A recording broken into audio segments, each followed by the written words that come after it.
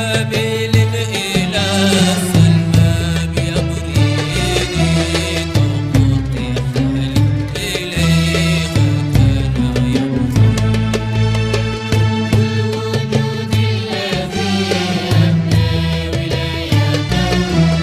ربي وآدم بين أعوذ بالله من الشيطان اللعين الرجيم. بسم الله الرحمن الرحيم. اللهم صل على محمد وعلى آله وصحبه وسلم. وبعد السلام عليكم ورحمة الله تعالى وبركاته. بلمو أمبي أوفوك وليمندو أو من سؤال بي أنا نسعينا شريف لا جبراني سانفي أو بسم الله أو كجمكان كوننا نوي تيجانيا بلومباي كاكني أنغا ولكا جوي كتا زاوية وكوننا بي على صناما أنسين جورا أنكرمو الشيخ الحاج مكيبا عليكا زاوية لا wala sa fasamantiya munun be tijaniya konnana ani tijaniya den nyuman kana ka kechugoya mununa ukaseka wala li soro ala o hukumu konnana aye aka muqaddam damma min be na wala li ke anye oka anye min soro anga je ka nyima dawfe. Alhamdulillahi rabbil alamin wassalatu wassalamu ala rasulillah Muhammad ibn Abdullah الفاتح لما أغلق والخاتم لما سبق ناصر الحق بالحق والهادي إلى صراطك المستقيم وعلى آله حق قدره ومقدار العظيم. أمبي أن جبرا بلا جليفو نواتينا شريف لا جبراني سانفي كدل على في يا ربي لك أن سبتي أمينا كما من فو ني منو بالامي أنا منو بالاجي لك أكى نور كدي أم بلا جليما ولا ينغالي من كنا no ye ka fo tijaniya konnana urdi minu mi akono no ye lazimu wazifa ani hadara yalima fasamantiya jumembe ula donc mbi ijabi ka fo ni urdi simunu bi tijaniya konnana fasamantiya bilebele bawde be ula minun ka bon kosobe islamé ala ye an bɛɛ lajɛlen su kuranɛ kɔnɔ a b'a fɔ an ye wazkurullaha zikran kasira kan ka ale Allah subhanahu wa ta'ala kosuma ni caman na o ye silamɛ bɛɛ lajɛlen en général mais en particulier ala ɲɛna a ka jɔn minnu ma ni a ye fayidu kɛ olu ye ni a b'a fɔ kuranɛ kɔnɔ والذين جاهدوا فينا لنهدينهم سبلنا ما منو تشسري ان الله سبحانه وتعالى ان الله سبحانه وتعالى كما انا وكندا ان سرتك وفي دونك وسرتك على ما منو كان ولو في كاني وما دوي اني وما لا بلبل بدوي شيخ متياني رضي الله تعالى عنه دونك الشيخ تياني تشسري بو كوفي ani ala nya siranya kofe ala nana faydu kay sayyidina Muhammad sallallahu alaihi wasallam na fo tiana histoire la mawbi akalama chogomina onana bo ay kenaka ka tiana wurdi di ama tiana wurdi di kunye jumenyi alema akunyi ngoso alkiyama ami dinya laban tlemina mami na Allah subhanahu wa ta'ala ko qur'an kono suratul waqi'a la ko sulatun al-awwalina wa qalilun min al-akhirina ka fo amina mogo caman dun sabiquna amina mogo caman ta ulula folo mogo la kulul aljanna ka mogo fitin ta laba mogo la kira sallallahu alaihi wasallam oti aleka layini o ma ben ama donc atura abi ala deli fo ala nana ala ma o sura kelen na tufiyo ko sulatun al-awwal wa sulatun al-akhirina donc usulatun al-awwalina sulatun al-akhirina wa ashabul yamini ashabul maymanati donc ashabul maymanati donc ni ala ko abi ko abi sababu de bo ala donc o sababu la belebele baye ni chenunu wati da be ba ka fo kira sallallahu alaihi wasallam atlela torika kunte mais toriko nana tabi'una kana kase tabi'una ma ulutle ko nana o watude donc adaba kunti dore mungoso nyala bantlela ko tabi na chaya chugumina ala nya seranye balia onyobi na nya chugumina mungoso ala kan layni minye aka jona no de k'u wele ka na ale Allah subhanahu wa ta'ala ma u bɛ se ka kisi cogo min na mun ka sɔn jɔn ka don safinatu saada kɔnɔ donc o safinatu saada de ye tɔrika ninnu ye que ça soit i kɛra tɔrika o tɔrika ye mais anw ta an bɛ tɔrika tijaniya an bɛ o de dɔn kosɛbɛ donc kira sallallahu alaihi wasallam a bɔra Cheikh Tijani ka nin wurdi ninnu di a ma ka lazimu di a ma wazifaw nana o kɔfɛ donc hadaraw nana o kɔfɛ wurdi ninnu fasamantiya belebelebaw de bɛ u la parce que a sigin bɛ sariya de kan sariya n'a fɔra ko sariya baju o ye kuranɛ de ye donc kuranɛ wurdi min bɛ tɔrika tijaniya mɔgɔw bolo tɔrika tijaniya yɛrɛ bɛɛ a bɛna fɔ rukunu saba jɔsen saba o de bɛ a la lazim wazifa ani hadara donc o lazimu ni o wazifa ani o hadara ala jɔnw an y'a mɛn ala jɔnw da k'a fɔ ala b'a fɔli min ka kuranɛ kɔnɔ fi lawhin mahfuzin donc lawhu lamu k'o de ye lazimu ye a waawu o ye wazifa ye a ha'u o ye hadara ye an y'o mɛn ala jɔnw ka kuma nɔ na i y'a faamu donc o lazimu ni o wazifa n'o hadara Cheikh Tijani ye o de di an ma min ni a baselen don kuranɛ kan parce que ni maa o maa ko lazimu na wurdi sen minnu fana bɛ lazimu kɔnɔ o wurdi sen saba ye istighfar salatu ala nabi la ilaha illallah donc o de bɛ lazimu kɔnɔ hadara kɔnɔ wurdi sen naani bi o kɔnɔna na astaghfirullah wazifa kɔnɔ wurdi sen naani bi a kɔnɔna na ni astaghfirullah al-azim allazi la ilaha illa huwa al-qayyum salatul fatihi la ilaha illallah an jawharatul kamali donc hadara ruknu kelen don n'o ye la ilaha illallah donc a bɛ taa laban ni Allah ye donc o ruknu kelen ye min tɔrika dɔnnibaabaw ye a dilan a tun ka bɛn nin ma donc wurdi ninnu bɛɛ lajɛlen b'a dɔn k'a fɔ astaghfirullah tayɔrɔ de bɛ ala kuranɛ kɔnɔ salatu ala nabi tayɔrɔ de bɛ ala kuranɛ kɔnɔ la ilaha illallah tayɔrɔ de bɛ a bɛɛ lajɛlen la kuranɛ kɔnɔ wurdi sanumanw de don minnu bɛ maa se ala ma jɔn ka jɔn ala jɔn silamɛ laɲini foyi tɛ ala jɔn na ka ala sɔrɔ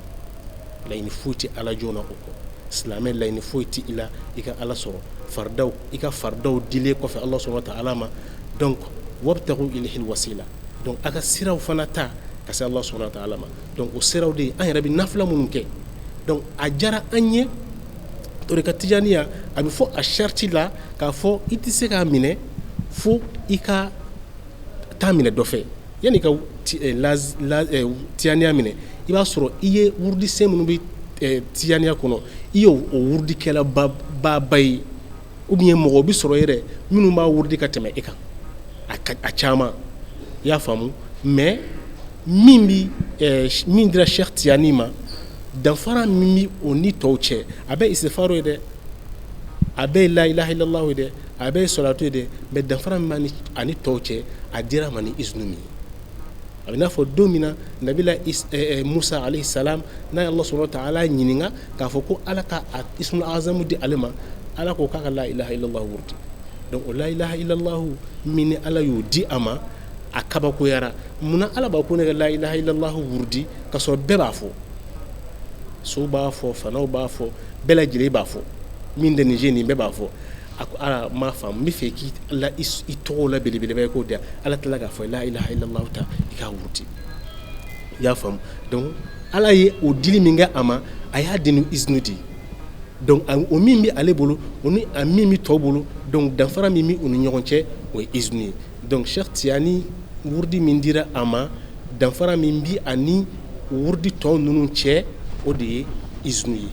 donc e maa min bɛna wuli k'i bɛna a minɛ donc a bɛ n'a fɔ i bɛ baya de kɛ o baya tɛ dɔwɛrɛ ye ka taa n yɛrɛ feere parce que n'i ko k'i ka kɛ cɛ ye f'i k'i yɛrɛ di cɛ dɔ ma dɛ maa si tɛ kɛ cɛ ye n'i ma tugu dɔ nɔfɛ i y'a faamu donc ka tugu Cheikh Tijani nɔfɛ ka don a ka tɔrika la donc o de ye ka baya kɛ Cheikh Tijani ye donc o baya kuma tɔrika surutu sharti 23 min bɛ tɔrika la o bɛ fɔ i ɲɛna k'i ka o kɛ donc k'a fɔ i ɲɛna fɔ e maa min na wurdi minɛ ani maa minnu di wurdi la tɔrika minɛni wajibi tɛ maa si ma mais e min bɛna minɛ e yɛrɛ de fɛ dɔ k'i yɛrɛ ka wajibi a fɔra k'an bɛ ka wurudi kɛ donc ne b'a kɛ n yɛrɛ ka wajibi sisan ne bɛ astaghfirullah n b'a wurudi don o don 100 n bɛ salatu ala nabi n b'a wurudi don o don 100 la ilaha illallah n b'a wurudi don o don 100 mais nin bɛɛ lajɛlen fana na ne yɛrɛ ye analyse min kɛ ko in na ne ka analyse personnelle ni n ka dɔnni dɔgɔya parce que ko in a bɛɛ lajɛlen a bɛ la ilaha illallah a bɛ o de nɔfɛ bon a dun fɔra n ye alakira b'a fɔ n ye a ka hadisa la sallallahu alaihi wasallam k'a fɔ ko ale cira ni fɛn min ye ani kira a balima nabi ɲuman tɔw ka kɔn ale ɲɛ ko kumakan min ka fisa n'a kumakan bɛɛ lajɛlen ko la ilaha illallah ye donc o la ilaha illallah a bɛ tila k'a fɔ an ye ko kuranɛ de afdalu zikr al-Qur'an wurudu la fusamanti ala kosuma la fusamanti o de ye kuranɛ donc kuranɛ fana kɔnɔ kumakan min ka kusa ka tɛmɛ kuranɛ kumakan bɛɛ lajɛlen kan ko de ye la ilaha illallah ye donc alakira kelen b'a fɔ n ye a ka hadisa la khayrukum man ta'allama al-Qur'ana wa 'allamahu aw la mɔgɔ sɔhɛrɛma o de ye maa min ye kuranɛ kalan ka tila ka mɔgɔ wɛrɛ kalan na d'abord kana se maa wɛrɛ kalanni ma fɔlɔ mais maa min ye kuranɛ kalan kuranɛ kalanna maa min ye kuranɛ kalan i tɛ maa denni ye i tɛ maa langolo ye fo n'i ye i yɛrɛ ye valeur bɔ i yɛrɛ la i y'a faamu mais komi ala m'a nɔgɔya bɛɛ ka se ka kuranɛ kalan mais bɛɛ bɛ se ka la ilaha illallah wurdi donc e maa min bɛna tɔrika tijaniya minɛ k'a kɛ i yɛrɛ ka wajibi ye ka la ilaha illallah fɔ a dabɔ kun tɛ dɔwɛrɛ ye mun kosɔn manden sɔ caman bɛ se ka kisi parce que domanatu dɔw de talen don kuma min ni wurdi rasuli wurdi Sheikh Tijani radiyallahu ta'ala anhu garanti dɔw de talen don u ni ɲɔgɔn cɛ an ka sheikhow bɛ min fɔ an ɲɛna donc k'a fɔ maa min bɛ tɔrika minɛ alhamdulillahi rabbil alamin i kisilen don siga foyi ti o la donc i kisilen don a kɔrɔ ye jumɛn ye maa min bɛ astaghfirullah wurdi diɲɛ don o don 100 sɔgɔma o sɔgɔma 100 ka salatu ala nabi a kɛra salatul fatimi a kɛra salatu wɛrɛ ye k'o wurdi don o don 100 fasamandaya min bɛ astaghfirullah la o fɔlen don kuranɛ kɔnɔ fasamandaya min bɛ salatu ala nabi la o fɔlen don kuranɛ kɔnɔ ani hadisaw la ka caya fasamandaya min bɛ la ilaha illallah la o ka bon n'a tɔ bɛɛ lajɛlen ye donc maa min bɛ o kɛ sɔgɔma 100 wulafɛ 100 ka tile kelen kɛ o la ka tile fila kɛ o la ka dɔgɔkun k'a la ka kalo k'a la ka san yɛlɛma na ka san caman k'a la e bɛ fara mɔgɔw la sɔn hɛrɛma kan i bɛ fara mɔgɔw la sɔn hɛrɛma kan donc a dabɔkun ye o de ye donc ka fara wurudi tɔw kan hadara wazifa hadara ka fara o tɔw kan donc siga ti min na tɔrika tijaniya fasamandiya min bɛ a la o de ye ala ye a dabɔ a ka jɔn diɲɛ laban tile la diɲɛ laban tile min ni an bɛ ka nɔɔni kɛ jurumu baji la k'a dabɔ mun kosɔn ale ka jɔn bɛ se ka na ale ala ka kisi ma cogo min na a bɛ se ka yafa o ma cogo min na a dabɔ kun y'o de ye donc o de y'a fasamantiya ye donc an ka sheikhu belebeleba dɔ bɛ yen dɔ tun bɛ yen a tun bɛ Segu ale ye dɔnkili dɔ dilan tɔrika tijaniya ka a fasamandiya dɔnkili in t'a bɛɛ lajɛlen fɔ mais a bɛ bayitu damadɔ fɔ a la ka o walawala mun kosɔn an ka dɔn tɔrika tijaniya yɛrɛ ye min ye ale b'a fɔ Sheikh Shorno Hadi Cham Segu ale b'a fɔ a ka o dɔnkili na ya talibal asrar wal anwar qif wa tulub bi babil mustafa satanaluhu donc e maa min b'a la ka gindo ɲini e maa min b'a la ka nɔrɔ ɲini k'i jɔ Mustafa ka da la i jɔ rasulu ka da la sallallahu alaihi wasallam donc rasulu ka da in na jɔn bɛ Sheikh Tijani de bɛ radiyallahu ta'ala anhu donc i k'a ɲini ala kira ka da la ko wa k'i b'a sɔrɔ donc o nɔrɔ ani o gini o jumɛn ye ko in rumta nayla wilayatin falzam tariqata Sheikhina Tijani sawfa tanaluhu donc ko ni i jɔra ala waliya ɲinini kan waliya tɛ dɔwɛrɛ ye ala teriya de ye waliyu ka kɛ ala teri ni ala ka kɛ ɲɔgɔn fɛ sanga ni waati bɛɛ lajɛlen la o de ye waliya ye donc e maa min bɛ waliya ɲini ala teriya ɲini k'i ka dumi i ka Sheikh Tijani ka wurdi i ka o ta i ka minɛ i ka dumi a kan ko na ala sɔnna k'i b'o sɔrɔ aw rumta idrakal maali wattakhidh bi tariqati Tijani summa tanaluhu walima e maa min bɛ ka kɔrɔtaw ɲini e maa min bɛ ka jɔyɔrɔbaw ɲini bɛɛ lajɛlen b'a kalama k'a fɔ ko silamɛya ye jɔyɔrɔ bɛ a kɔnɔna na donc e maa min b'a la ko o jɔyɔrɔ ɲini i ye Sheikh Tijani ka wurdi minɛ ko n'ala sɔnna k'i bɛ o jɔyɔrɔ sɔrɔ donc a fasamantiya a tɛ fɔ ka ban a ka bon lakali ma mais a bɛ min ɲini a kɔnɔna na ani Cheikh Tijani yɛrɛ ye jɔrɔlani a ka kalandenw ye min na kosɛbɛ o de ye wurudi minɛnen kɔfɛ jajɔ wurudi minɛnen kɔfɛ k'a fɔ ko ni ala yafa deliba in o bɛ a kɔnɔna na k'a fɔ ko nin fasamandiya in bɛ sɔli la n bɛ ka o kɛ k'a fɔ nin fasamandiya in bɛ la ilaha illallah la n bɛ ka o kɛ ka e ka i to la ka tila ka i jajɔ ala la ka kɛ ala kotala ye la Cheikh Tijani bɛɛ lajɛlen ladi ka bɔ o ma donc n'i b'a kɛ a ka kan i ka ŋaniya min siri o de ye n bɛ fara ala jɔn cogo min na n bɛ n yɛrɛ surunya ala la cogo min na wurudi yɛrɛ daminɛ na o ŋaniya de bɛ siri an b'a fɔ arabukan na o ŋaniya de bɛ siri a ŋaniya tɛ dɔwɛrɛ ye ala n bɛ fɛ ka n yɛrɛ surunya e Allah subhanahu wa ta'ala la ne ni wurudi in ye n'o ye tɔrika tijaniya wurudi ye ka n yɛrɛ surunya ala la mun kosɔn e ala ka yafa ma mun kosɔn n ka se ka e ala ka jɛn sɔrɔ ko y'o dɔrɔn de ye koyi donc n'i y'a kɛ ni o ye o tuma i bɛ taa fara mɔgɔw kan ala ko mɔgɔ minnu hakɛ la radiyallahu anhum wa radu anhu zalika liman khashiya rabbahu ala jɛnna minnu ma e bɛ sa ka sɔrɔ ala jɛnnen don i ma wa e yɛrɛ bɛ jɛn ala ma parce que ala bɛ nin sɔn f'i b'aw k'i jɛnna donc o khashiya o min bɛ fɔ o yɔrɔ la donc o de b'a kɔnɔna na ni maa min y'a kɛ a kɛcogo la a n'a ɲinina i fɛ cogo min na i k'a kɛ ten ka ala ye siraɲɛw dafa ka saritiw dafa i yɛrɛ la o tuma i bɛ nin bɛɛ lajɛlen de sɔrɔ a kɔnɔ o tuma na fo don min na ni ala bɛna saya s'i ma a bɛna f'i ye ya ayyatuha nafsul mutma'inna irji ila rabbiki radiyatan mardiya fadkhuli fi ibadi wadkhuli jannati donc o de bɛna f'i ye o tuma i bɛ fara ala ka maa basigilenw kan ni minnu ma fɔkɛlen don i bɛna fara o mɔgɔw kan o tuma i bɛ don ala ka hinɛ kɔnɔna i bɛ don ala ka alijinɛ kɔnɔna na ya rabbi ala k'an bɛ sababa ma o la tɔrika tijaniya fɛnba don min y'a faamu fɛnba don min m'a faamu fɛnba don wa siga t'a la fiyewu a tan bɛ kuranɛ kɔnɔna na siga t'a la a sekuba n'o Cheikh Tijani radiyallahu ta'ala anhu a tile la a ɲɔgɔnna ma ye ala ɲɛ siraɲɛ la a ɲɔgɔnna ma ye dɔnni na sariya ni hakika la a ɲɔgɔnna ma ye o si la donc maa bɛ se k'a nangaru a ɲɛdɔnbaliya kama mais k'a fɔ ko tiɲɛ tɛ ayi nkalon b'i da dɛ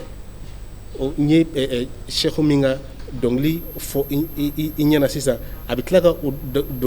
dɔnkili wɛrɛ da k'a fɔ maa minnu bɛ a nkalontigiya tɔrika tijaniya k'a ko nkalon don ou bien k'a nangaru k'i k'i si yɔrɔ labɛn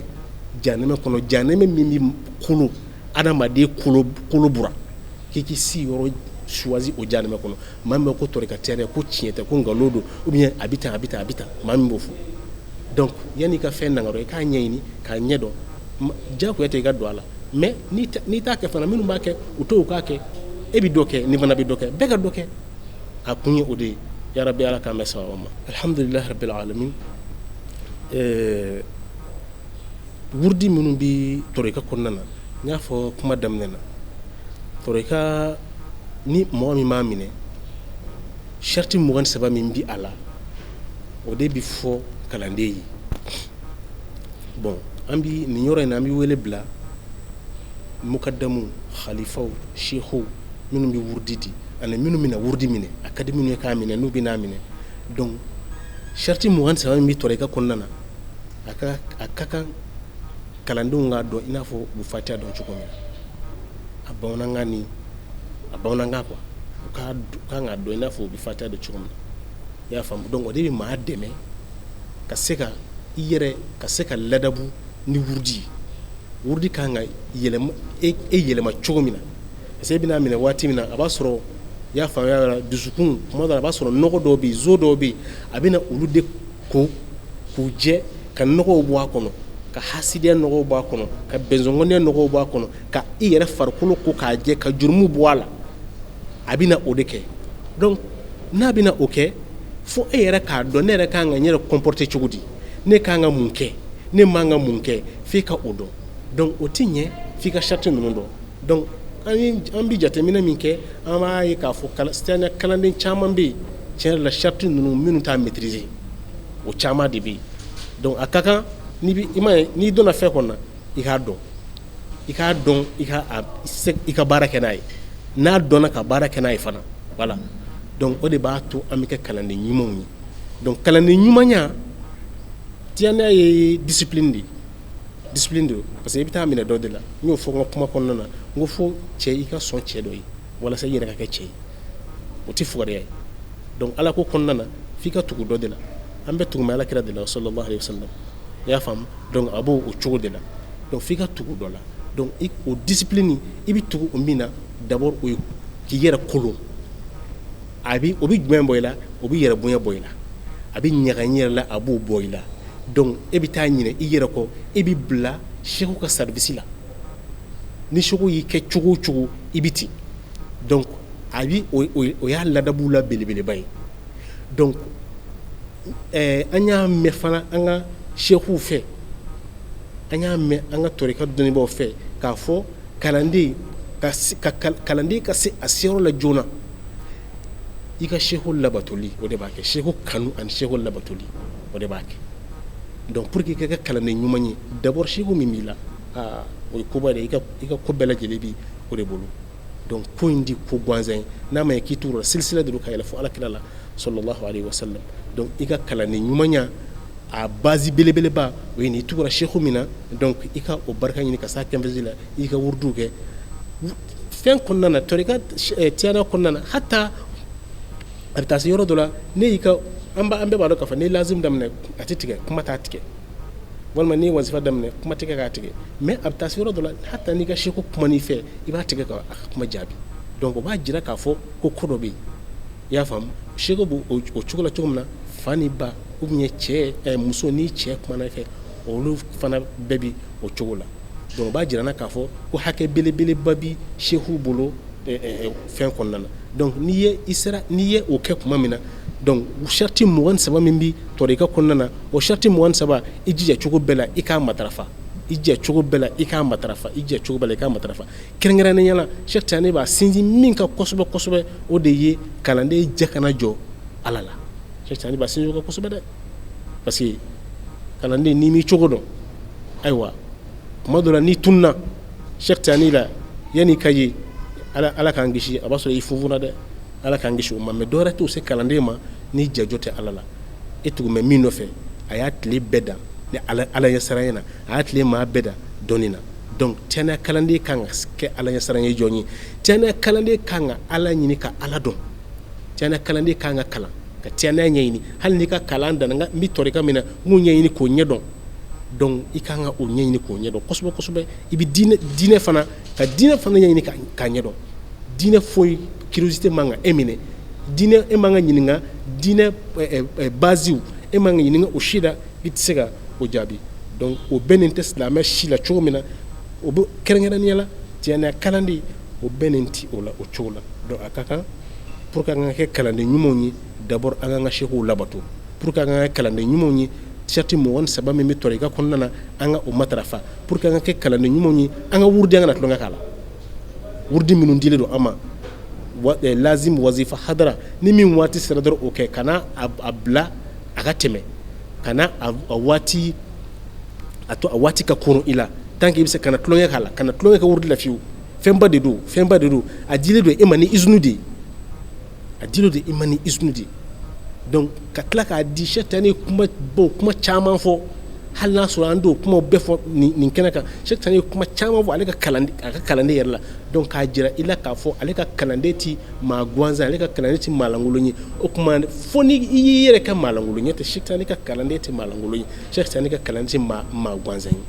donc n'i yɛrɛ sɔrɔ o kɔnɔna na donc fi i yɛrɛ ka valeur don i yɛrɛ la ala ɲɛ siran ye valeur ye ani maabaya ne ye maaba de n tɛ maa lankolon ye ne ye maa sanuman de n tɛ maa nɔgɔlen ye i yɛrɛ k'o valeur don i yɛrɛ la donc ni min waati sera dɔrɔn i k'o kɛ i ka kɛ ni ala ɲɛ siran ye i ka kɛ ni concentration ye o de b'a to i b'a nɔrɔ sɔrɔ o de b'a to gu yɛrɛ min bɛ wurudi la i bɛ o sɔrɔ donc n bɛ wele min bila bɛɛ lajɛlen ma o de ye n'an kɛra cɛyara kalandenw ye an ka sɛbɛ don a ma ni y'an ka ko de ye an ta de don